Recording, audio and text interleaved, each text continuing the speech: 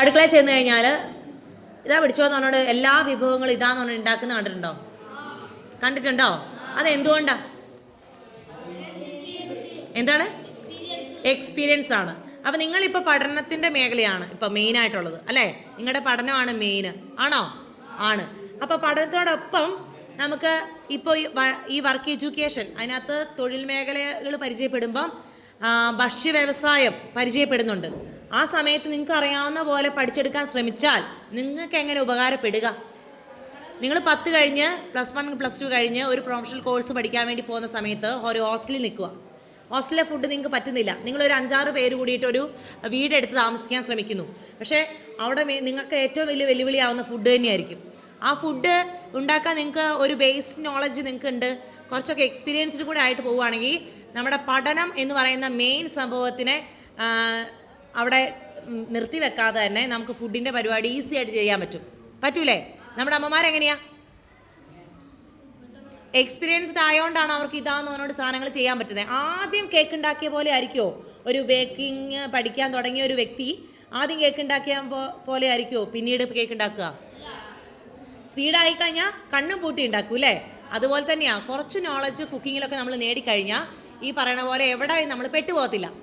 ഇപ്പോൾ ഒരു ജോലിയൊക്കെ കിട്ടി, മക്കൾ പഠിച്ചാൽ മതി എന്ന് പറഞ്ഞുകൊണ്ട് എല്ലാം നിങ്ങളുടെ ബോയ്സ് അങ്ങനെ പറയുമ്പോൾ നിങ്ങൾ ചിന്തിക്കേണ്ട ഒരു കാര്യം, നിങ്ങൾ ജോലിയൊക്കെ കിട്ടി ഒരു സ്ഥലത്ത് പോയി ജോയിൻ ചെയ്ത് വർക്ക് ചെയ്തുകൊണ്ടിരിക്കുന്ന സമയത്ത് എപ്പോഴും നമുക്ക് പുറത്തുനിന്ന് വാങ്ങി കഴിക്കാൻ പറ്റുമോ?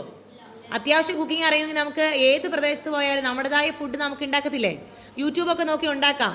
അതൊക്കെ ഒന്ന് എക്സ്പീരിയൻസ് ആവണം. ഇത്രയും പൊടി ഇടണം, ഇത്രയും വെള്ളം ഒഴിക്കണം എന്നൊക്കെ ഉള്ളതും ഇത്ര നേരം തിളയ്ക്കണം എന്നുള്ളതും ഇത്ര നേരം കഴിഞ്ഞാൽ ഇത് വേവത്തുള്ളൂ എന്നും ഒക്കെ അവർ പറഞ്ഞാലും അത് നോക്കിയാൽ വെന്തോ എന്നുള്ളത് മനസ്സിലാക്കണമെങ്കിൽ ഒരു പ്രാവശ്യമെങ്കിലും ടച്ച് ചെയ്ത് നോക്കിയാലല്ലേ ഇതിന് പെർഫെക്റ്റായിട്ട് ആയ സമയത്ത് ഒരു പ്രാവശ്യമെങ്കിലും അത് എക്സ്പീരിയൻസ് ചെയ്തെങ്കിലല്ലേ നമുക്ക് പിന്നീട് അത് മനസ്സിലാക്കാൻ പറ്റൂ.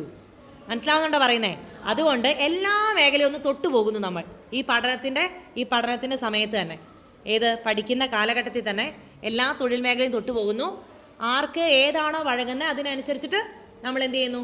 ആ ഒരു കഴിവിനെ കുറച്ചും കൂടെ ഡെവലപ്പ് ചെയ്തെടുക്കുന്നു. അത്രയേ ഉള്ളൂ. ഓക്കെ.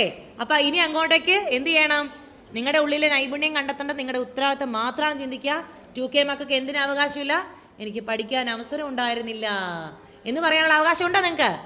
ഇല്ല. എല്ലാം നമ്മുടെ വിരൽത്തുമ്പിലുള്ള ഈ ഒരു ഫോണിൽ തന്നെയുണ്ട്. ആഗ്രഹമുള്ളവർക്ക് സെർച്ച് ചെയ്യാം നിങ്ങളുടെ ഇൻട്രസ്റ്റ് മേഖല. അതിനകത്ത് പുതിയ നോളജ് നേടിയെടുക്കാം, നല്ല പോലെ ഡെവലപ്പ് ചെയ്തെടുക്കാം. അത്രയേ ഉള്ളൂ. ഓക്കെ. ഇനി അങ്ങോട്ട് അങ്ങനെ ചെയ്യില്ലേ? ഇനി ഒരു സമയം കിട്ടിയാൽ നമ്മുടെ കൈ കിട്ടുന്ന ഫോൺ എങ്ങനെ ഉപയോഗപ്പെടുത്തണം? നമ്മുടെ കഴിവിനെ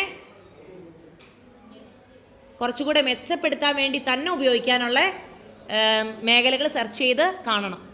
ഉറപ്പല്ലേ? പ്രോമിസ്? ഓക്കെ. അത്രയേ ഉള്ളൂ.